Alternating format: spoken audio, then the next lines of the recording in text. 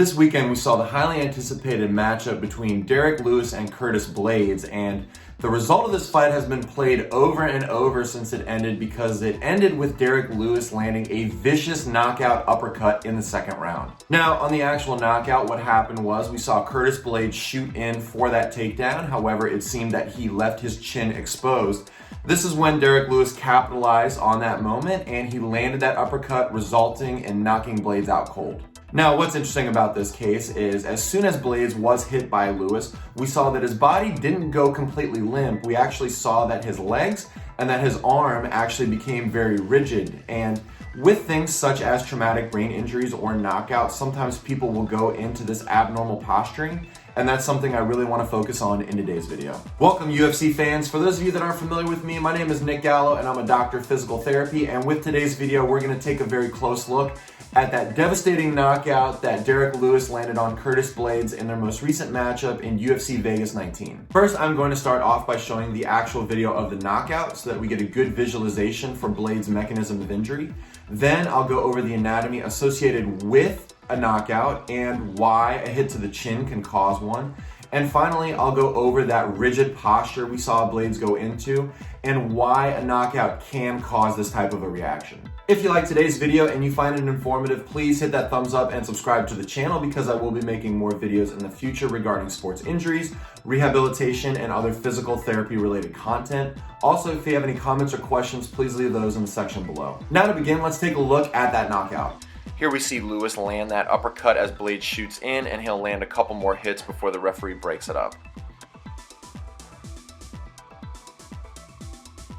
Right here we see it looks like his uppercut will land to Blaydes' chin area, knocking him out instantly before he will get two more hits in.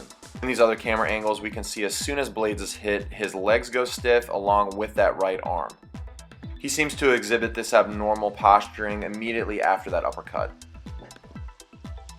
Now here I have a model of the neck and the bottom of the skull here, and it's important to know that our brains, as they sit in the skull, are actually surrounded by a material known as cerebrospinal fluid. And so this cerebrospinal fluid has a number of different functions, but it predominantly will act as a shock absorber to protect the brain from impact. Now, sometimes impacts are so great that the cerebrospinal fluid cannot adequately protect the brain. And so in these instances, what is going to happen is if an impact is great enough to the front, this is going to result in the brain moving forward and hitting off the side of the skull. And this is usually indicative of what we know as a concussion. Now, direct trauma usually is the mechanism of injury to cause the brain to move inside the skull as long as the impact is hard enough. So that would take some type of a hard punch or a kick to the brain in order for it to move. But in this case, what we saw is we saw Derrick Lewis land an uppercut on a Curtis Blaydes' chin.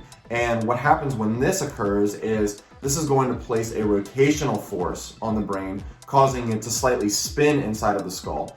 And we've seen this in a number of other UFC fights. The one that comes to mind most recently was with Frankie Edgar when he had a flying knee land onto his chin. And so this rotational force is an issue because it affects two areas of the brain known as the midbrain and the diencephalon.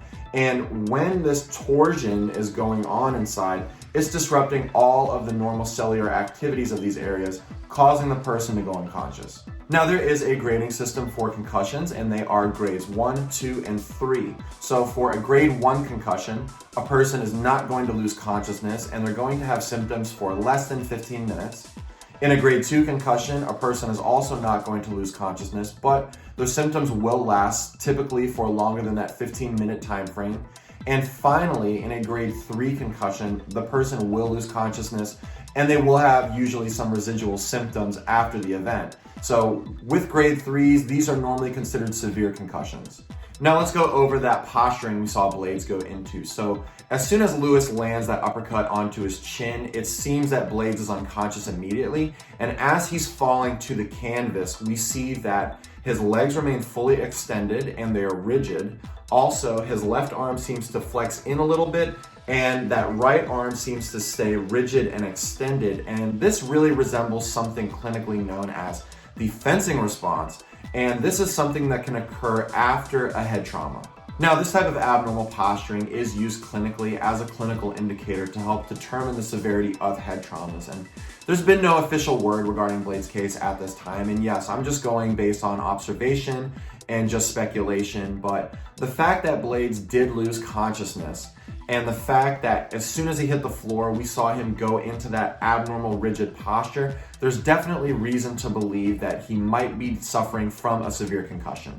And yes, like I said before, we don't know officially what's going on with Curtis Blaydes after this knockout, so it's going to be important that he goes and he gets those formal evaluations.